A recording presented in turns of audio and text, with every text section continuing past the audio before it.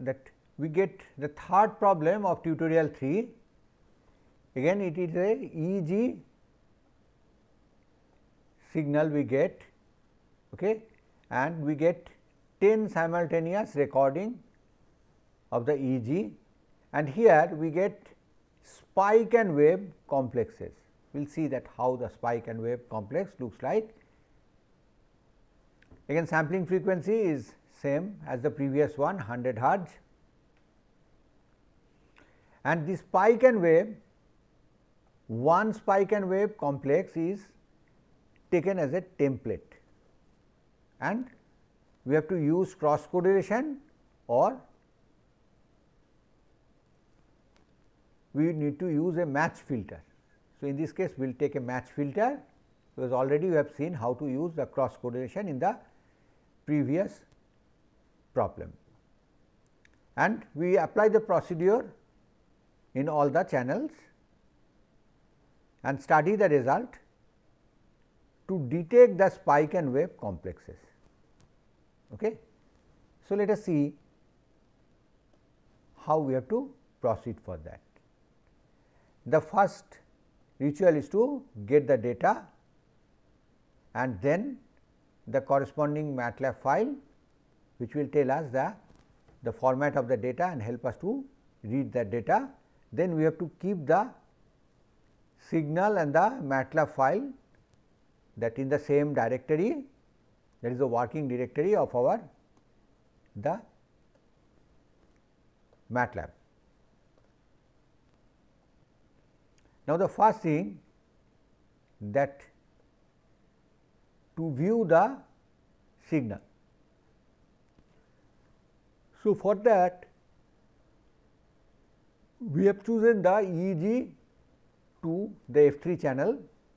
You have loaded that EEG F3 signal, sampling frequency is noted, the length of the signal that is taken, and that we have that length, according to that we are calculating the value, and we are taking that signal, we are dividing it with the maximum value to normalize it, okay,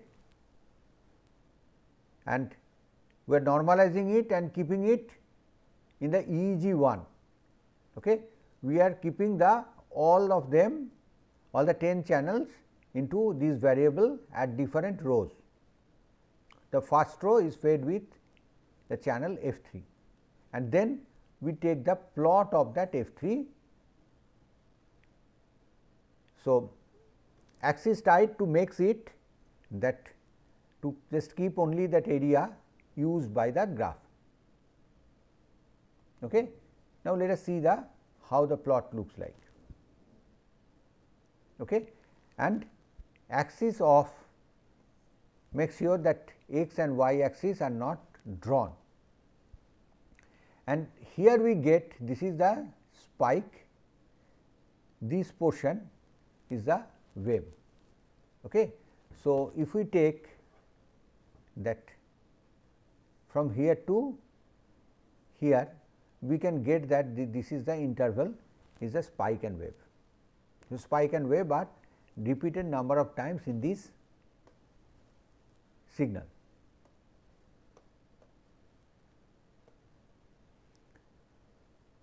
So, next thing is that we have to plot all of them. So, for that we can use the same command so many times with subplot, and at the end we would like to put actually a marker to show that 1 second mark. Okay. So, for that 2 that what we do, initially we put it 0, the first value is put as 1, and then when actually the count is matching with that our sampling frequency, that is 100, that the remainder is 0 in that case. That means, count is becoming 100 or multiple of that, then only remainder would be 0, then we make it 1. So, in other words, every second passes we will have 1 tick. So, here is the signal that is shown, that we have all the 10 channels, and here these ticks are showing that this is 0 second, this is 1 second, this is 2 second. Okay. So, that is the way all the channels are shown all together.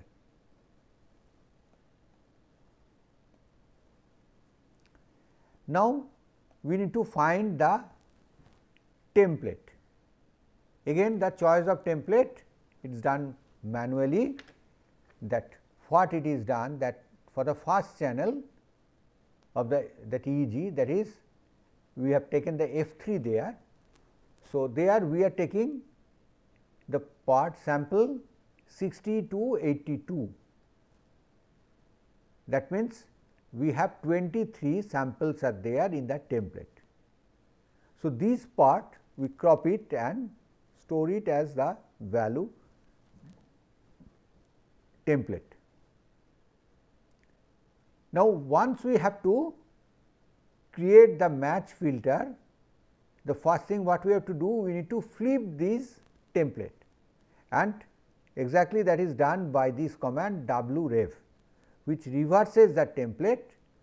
So, if the template is something like this, okay, or let us draw something asymmetric, say if the template is like this, after the flipping it would look like this. Okay.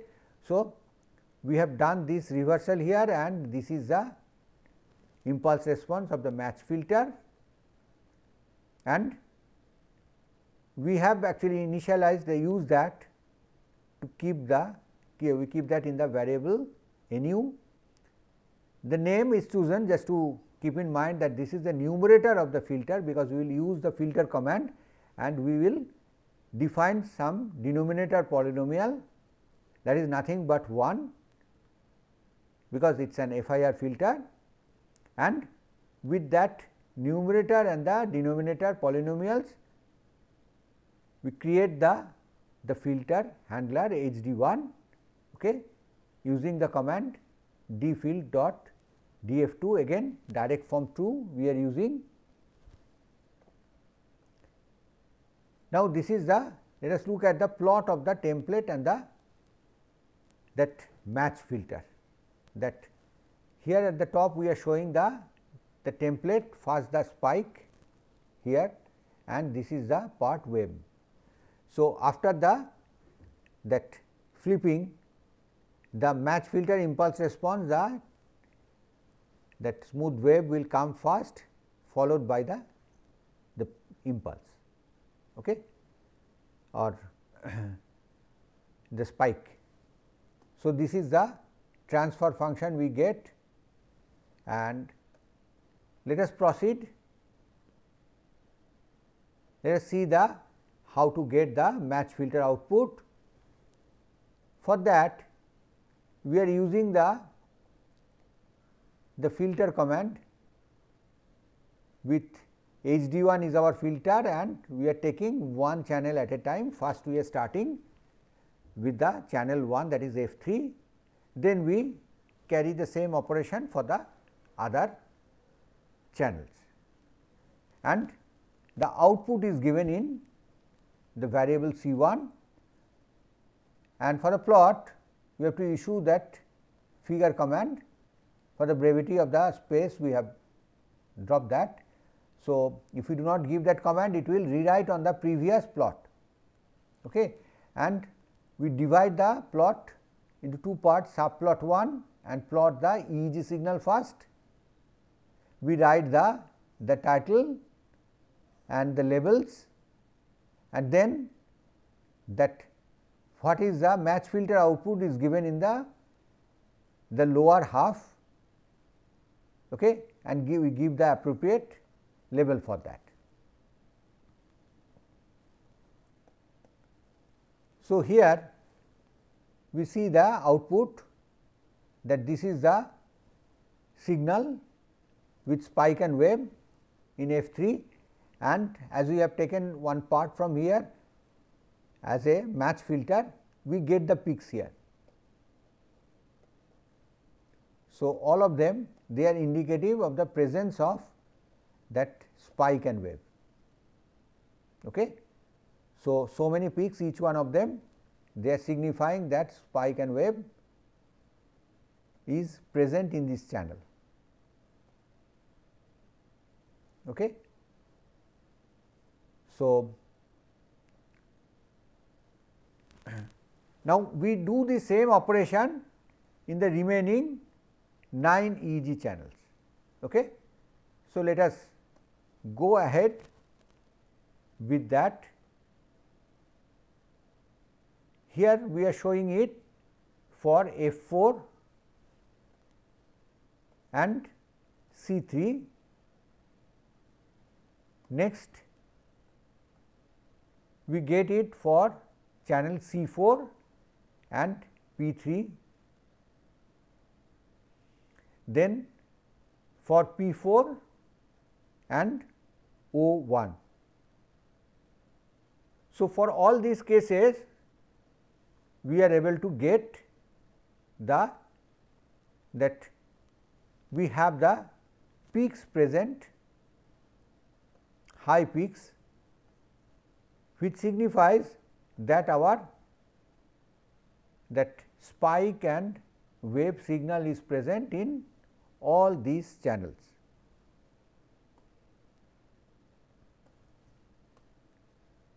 Now, we go for Q2 O2 and T3. Again we have the same finding. Then the last one, that is T4, again we see the high peaks in the match filter output, signifying that spike and wave is present. So, now here we summarize it, the peaks in the filter operation, that signifies that we have the spike and wave complexes. However, another thing we should look at, if we go for any of the signal, there is a lag, that wherever the spike and wave is there, if we look at the spikes, we will see that it is lagging the, here is the complex, that the peak is occurring little later. Okay. That is because the lag introduced by the filter, okay, that our template has a finite length, and when we try to use it as a causal signal, that we have to add some delay, and that is the lag is responsible for this lag. Okay. So, if we have to find out the location of that, then we need to be careful, we need to take care of this lag. However, that was not the task here. So, we leave it here and we say that the third problem of the tutorial 3 is completed. Thank you.